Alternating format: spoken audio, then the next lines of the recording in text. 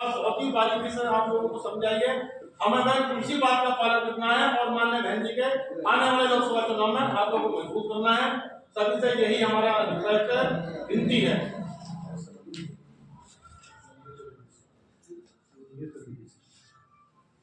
Engineer चंद्र किशन जी आए और अपनी बातों को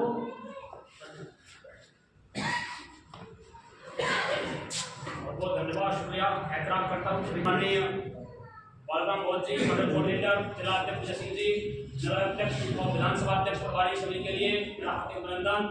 परम पूज्य बाबा साहब डॉक्टर अम्बेडकर, संविधान निर्माता, गरीबों मजलूमों के उनको जिंदगी देने वाले, कीड़े मकोड़ों को एक जिंदगी देने वाले मानव कासराम साहब जो यहाँ पर एक बहुजन समाज मूवमेंट खड़ा किया, उनको मैं उनके चरण नमन करता हुआ अपनी बात रखता हूँ। आज यहाँ बात हो रही है कि बहन कुमारी मायावती जी की नीतियों से उनकी जो कुशल प्रशासक रही हैं उनको यहाँ कैसे जो है बताया जाए, उसके लिए मुझे आदेश मिला है। सवाल इस बात का नहीं है, सवाल यह है, कसम उन आंखों की जिनसे लहू टपकता है, कसम उन आंखों की जिनसे लहू टपकता है, मेरे जिगर में कहीं कोई आतिश कदा तकता है, उन ऐसे तमन्नाओं की दास्तान न कहो, मेरा बिस्मिल कलेजा भी यहाँ फड़कता है। सवाल यहाँ है, आज जो हालात, जो मंजर, जो हश्र यहाँ इस देश सरकार ने कर दिया, इस देश के अंदर गरीब मजलूम मजदूर किसान सड़क पर है और क्या नाम है, प्रोफेसर विश्वविद्यालय से बाहर निकाले जा रहे हैं, किसान यहाँ सड़क पर आंदोलन कर रहा है और मजदूर गरीबों की तो हालत न पूछिए। यहाँ पर कुछ तबकों को, कुछ संप्रदायों को, कुछ जातियों को विशेषकर टारगेट किया जा रहा है। एक ऐसी जाति जो इतना बड़ा तबका इस देश के अंदर है के आसपास, वो आज दहशत में है, बहुत खौफ में है, वो डर है उसको बहुत ज्यादा तरीके से। लेकिन सवाल यह है कि सरकार कर क्या रही है? सरकार ताकत के दम पर, अपने जूते के दम पर मैं ये कहना चाहता हूं लोगों से, हो गई है पीर पर्वत सी पिघलनी चाहिए, इस हिमालय से कोई गंगा निकलनी चाहिए। हंगामा खड़ा करना मेरा मकसद नहीं, मेरी कोशिश है कि ये सूरत बदलनी चाहिए। आज मौका है आप लोगों के लिए। मेरे बुजुर्ग मेरे सामने बैठे हैं, मेरे भाई बंधु, मेरे युवा भी यहाँ बैठे हुए हैं। हम लोगों के अंदर मायूसी आई हुई है, हम लोग जो है क्या नाम है, नीरस से होकर चले जा रहे हैं। क्या बात है, क्या कारण है? क्या हम लोग भूल गए अपनी उस ताकत को? हम मार्शल कौम में, हम लोग यहाँ पर इस देश के रखवाले, बाबा साहब ने कहा था कि जाओ अपने घरों की दीवारों पर लिख दो कि तुम देश के शासक हो, और आज हमारी ये हालत है। सवाल इस बात का नहीं है, बहन कुमारी मायावती ने 4 बार इस देश की, इस सूबे की मुख्यमंत्री रही है और उन्होंने इस प्रकार की योजना यहाँ पर लागू की। तो उस वक्त मैं एक उदाहरण दे रहा हूँ। 2008 में निर्णय आया था एक अयोध्या राम मंदिर के बारे में, बावजूद उसके अगर कोई और सरकार होती, चाहे समाजवादी पार्टी थी, चाहे क्या नाम है बीजेपी हो, चाहे कांग्रेस हो, एक पत्ता भी नहीं हिला। एक दंगल की तो बहुत दूर की बात है, समाजवादी पार्टी में भी दंगा हुआ था, मुजफ्फरनगर और पश्चिम उत्तर प्रदेश जला था। अगर नहीं हुआ तो बहन कुमारी मायावती के शासनकाल में कोई दंगा फसाद नहीं हुआ, नहीं हुआ। गरीबों को कम से कम विश्वविद्यालय खिलवाए, कॉलेज खिलवाए, इतने बेहतरीन तरीके से हमारी बातें सुनी जा रही थी। लेकिन आज हम लोग, एक भाई, मैंने सुना, मैंने टीवी देखा तो एक हमारे बहुत बड़े मुसलमानों के प्रतिनिधि, उन्होंने कहा कि अपने एक हफ्ते तक, जब 22 तारीख को राम मंदिर का प्राण प्रतिष्ठा हो रही थी, मैं ये बात कर रहा हूँ कि हम लोग कहाँ पहुंच गए, आज हालात क्या है। 22 तारीख को जब प्राण प्रतिष्ठा होने वाली थी तो एक बड़े बुजुर्ग थे, उन्होंने कहा कि एक हफ्ते तक जो मुसलमान के क्या नाम है घर से बाहर न निकले, कहीं रेलवे में सफर न करें, कहीं बस में न जाएं। सोचिए आज हालत क्या है।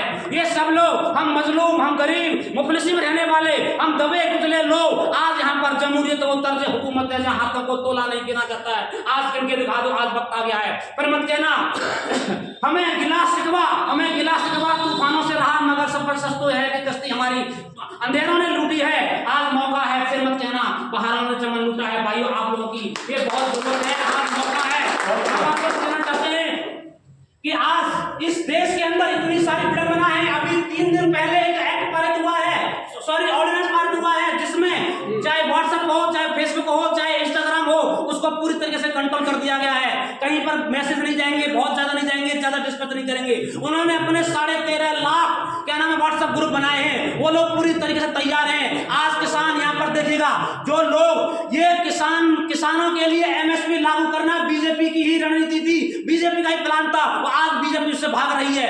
किसानों को एमएसपी नहीं दे रही है। 15 दिन के अंदर वो लोग नहीं चाहते हैं उनको मूल्य दिया जाए। ये बीजेपी नरेंद्र मोदी ने ये कहा था, अपनी आम सभा में कहा था कि हम आएंगे तो एमएसपी लागू करेंगे, लेकिन आज वो उससे मुकर रही है। आज हमारे किसान, परसों की बात है, एक भाई को गोली मार करके उसकी हत्या कर दी है। 3 किसान अब तक मर चुके यहाँ पर जो है, लेकिन किसानों की बात सुनी नहीं जा रही है। इस देश के अंदर अपने ऐसे ऐसे एक्ट पारित किए गए, फाइनेंशियल एक्ट ऐसा पारित किया गया जिसमें कोई डिस्कशन नहीं, कोई डिबेट नहीं, पीछे से चोर दरवाजे से चुपके से उसको पारित कर दिया गया और हमारे अधिकार लूट लिए गए। और आप सुन लीजिएगा, इलेक्टोरल बॉन्ड जो ये पारित हुआ है, इसका निर्णय, इसमें भी एक साजिश है। मैं लिख के दे रहा हूं, ये इन्होंने अपने सारे काम कर लिए हैं। इलेक्टोरल बॉन्ड के तहत उन्होंने अपना पैसा ले लिया है इस बीजेपी सरकार ने, अब कोई और न ले पाए।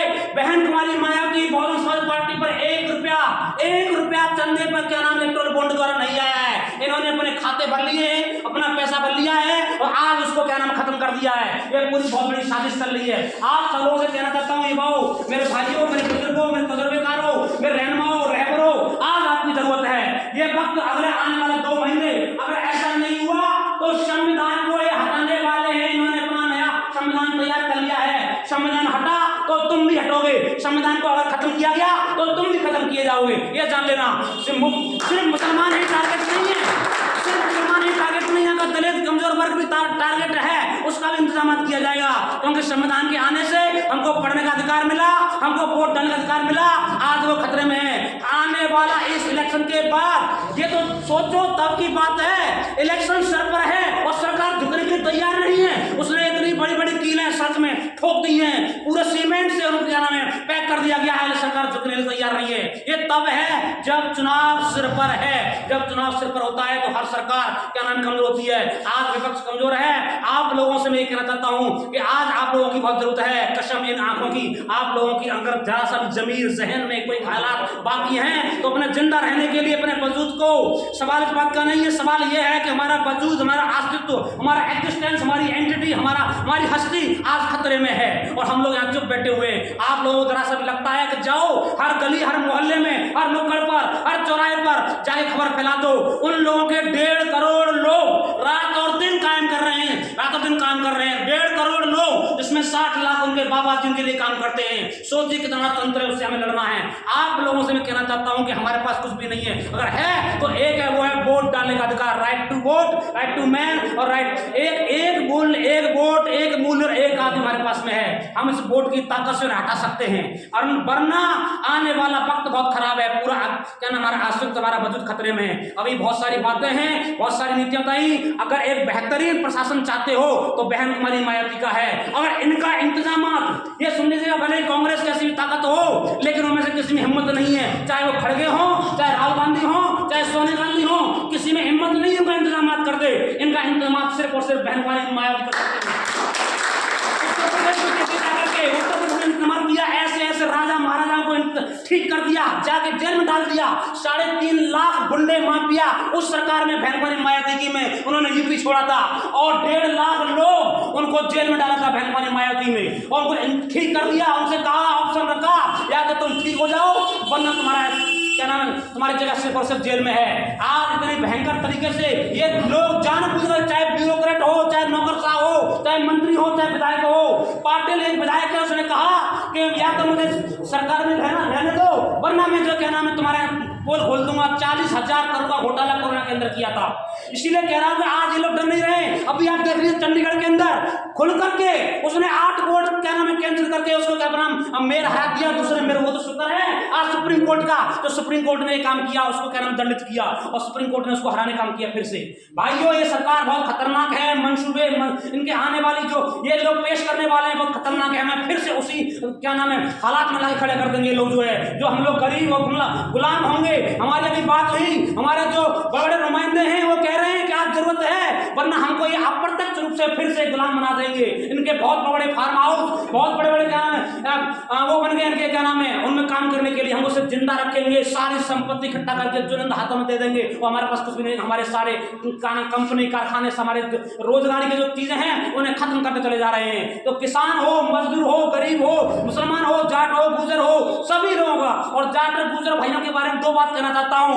2013 का सर्वे आया, उसमें कहा कि इस देश में सबसे ज्यादा पतन के रास्ते पर ये जातियां हैं। उस रिपोर्ट को छुपाया गया गुज्जरों और जाटों से। उनकी संपत्ति इन्होंने लूट ली, खेत लूट लिए, आज बस कुछ भी नहीं है और वो लोग आज जेल में पड़े हुए हैं, जेल में जा रहे हैं। तो जाकर गुज्जर भाई से कहना चाहता हूँ, सिर्फ एक भारत रत्न के लिए अपनी जमीन बेच दिया, अपना जाकर के समझौता कर लिया। सवाल ये खड़ा करता लाना है धिक्कार है तुम्हारे लिए। चौधरी चरण सिंह जी इस देश से एक मुखिया के हैं, इस देश की सल्तनत रही है चौधरी चरण सिंह ने कभी भी। एक चौधरी चरण सिंह वही है जिस वक्त जनता पार्टी के अंदर सरकार बनी थी तो मुरारी देसाई के मत से 22 सांसद थे, सिर्फ 22 सांसद, और चौधरी चरण सिंह जी के पास में 90 सांसद थे। फिर भी उन्होंने अलग से बैनी की और सभी लोगों का साथ दिया और प्रधानमंत्री बनने से इनकार किया। ये चौधरी चरण सिंह जी थे, ये जान लीजिएगा। आज उनके लिए मेरा सवाल है उनसे, भैया ये कहां जा रहे आप लोग? जो है आपने समझौता कर लिया, आओ जाकर भैया गुजर भाइयों आपके लिए कहना चाहता हूँ। इसलिए सभी लोगों से बस आप लोगों के मेरा आग्रह है, अनुग्रह है, विनती है, विनय है, अनुकंपा है, रिक्वेस्ट है हम लोग कहते सभी से कि ये वक्त बहुत खराब आने वाला है। बहुत बहुत धन्यवाद, आपने मुझे सुना। जय हिंद, नमस्कार। धन्यवाद इंजीनियर साहब।